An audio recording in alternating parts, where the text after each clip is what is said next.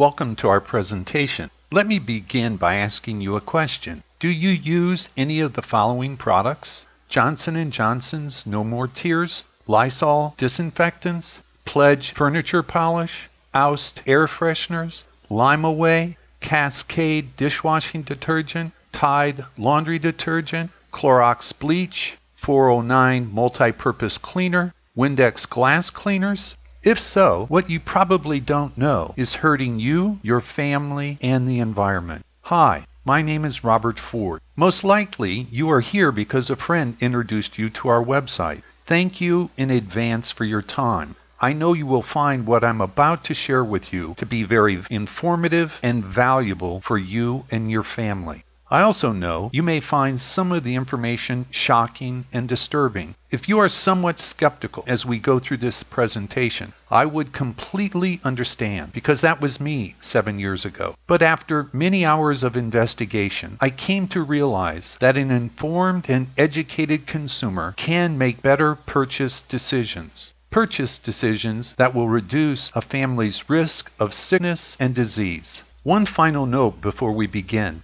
If you would like to learn more about the authorities behind this information, you can find that by using the hyperlinks in the Amazon Kindle book, Healthy Families and Healthy Kids by Robert E. Ford. So let's begin. What we are going to discuss today is the Fair Packaging and Labeling Act, how we get sick, cancer rates in America, and how they changed over the last 104 years, the precautionary principle, and finally, how common household products are harming you, your family, and the environment, probably without you even being aware of it. Most Americans believe, just like I once believed, that the products purchased at the grocery or drugstore are regulated by the government, and so they are safe to use. Actually, most of these products are regulated by a law passed almost 50 years ago. This federal law is called the Packaging and Labeling Act of 1966. There is no requirement for products to be safe. There is no requirement for the manufacturer to list every ingredient in a product. There's no FDA authority to recall unsafe products. It simply limits the manufacturer's liability simply by having them place a warning on the product label. So how do we get sick? Most of us are very familiar with how physical stress and emotional stress can impact our health and our quality of life. But if you are like me, you may not know how the chemicals in the products you are using are increasing your risk of sickness and disease. More and more experts agree we are increasing our risk of sickness due to the toxic chemicals used in our homes. We bombard our bodies with these toxic chemicals every day, and they increase our risk of disease. Here are just a few of the disorders resulting from this toxic exposure: ADD, ADHD, allergies, asthma, eczema, psoriasis, rosacea, and yes, even cancer. Let's look at cancer rates and how they have changed over the last 104 years. We could look at any number of things such as male sperm count or female fertility rates, but let's look at cancer. In 1910, according to the American Cancer Society, only 1 out of 8,000 people were diagnosed with cancer. Cancer rates quickly changed when synthetic chemicals began to be used. Synthetic chemicals were first introduced to the American household following World War I as a way to sell the huge stockpiles of chlorine that had been previously used as a poison gas. The chemical age ushered in all types of toxic chemicals being introduced to American homes with serious health consequences. What happened as a result? 27 years after synthetic and toxic chemicals began to be used in American homes, cancer rates went from 1 out of 8,000 to 1 out of 500.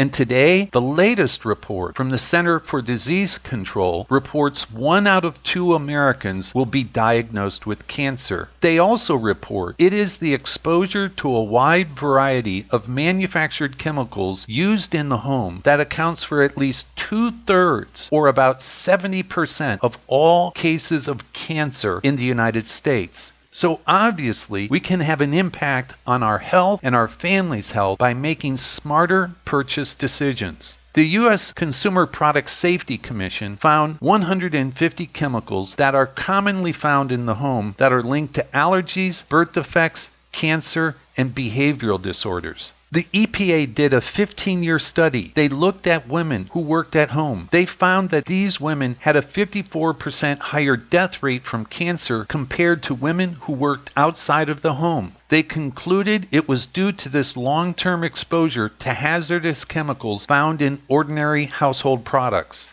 Many moms are using disinfectants to try to protect their children from germs. What these moms don't understand is household disinfectants are the leading poison hazard for children. According to 911, every 30 seconds a child is poisoned in the United States. Fortunately, these poisonings are completely avoidable by making the decision to purchase safer products that actually cost less. It's a no-brainer decision. Who would think that furniture polish has chemicals that cause brain damage and depress the central nervous system? Why did the manufacturer Monsanto have an ingredient that was a known carcinogen, and why did they lie for 30 years to cover up the fact that Agent Orange was in their Lysol cleaning product? Who knows how many people were harmed by this? I don't know. What I do know is the person who makes a more informed purchase decision can avoid these risks. If a product label says precautionary statement, caution, keep out of reach, poison, corrosive, danger, or maybe fatal, these are all keywords that say these products contain toxic chemicals, and you're increasing your family's risk of sickness or disease by using them. Why does Cascade have a chemical that increases your risk of liver poisoning? Why does Tide have ingredients that have been banned in Europe and ingredients that increase the risk of allergies and asthma for you and your children or grandchildren? 409 is the most popular multi-purpose cleaner. Why does it have phenol in it, which has been linked to cancer? Why does Windex have ingredients that increase our risk of reproductive disorders? It makes no sense to me. Does it make any sense to you? When the government did a study on women's cosmetics, they found that all of them contain heavy metals and toxic chemicals. Why would a product that is designed to increase attractiveness also increase your risk of sickness? Why does women's lipstick still have lead in it? Lead has been banned from house paint since the 60s, and yet it's still found in lipstick?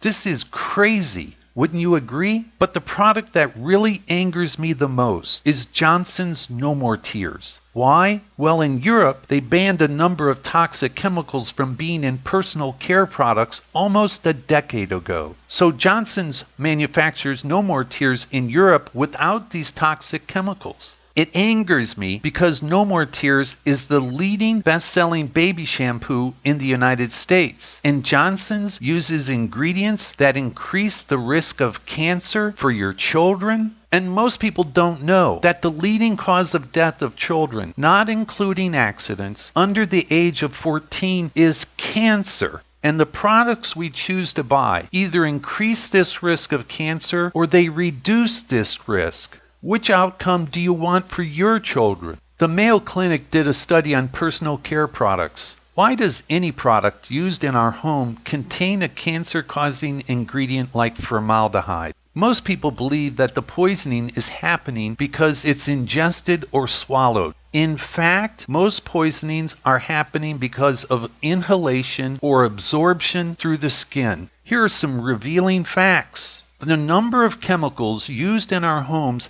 has doubled since 1950. Last year, over 25,000 children were poisoned by products purchased from grocery stores. Cancer rates are at the highest level they have been for the last 104 years. Since 1910, they have gone from 1 out of 8,000 to 1 out of 2. There is no question that these grocery store products are effective, but they are unnecessarily putting our families and the environment at risk. These products also violate the scientific precautionary principle. What is that? That is the simple act of taking preventative measures to reduce and or avoid potential threats to our health and our environment. Now that you know about the dangers of grocery store products, you have a choice. Do you continue to put your family in harm's way, or do you decide to save money and shop for safer, smarter products? The choice is yours.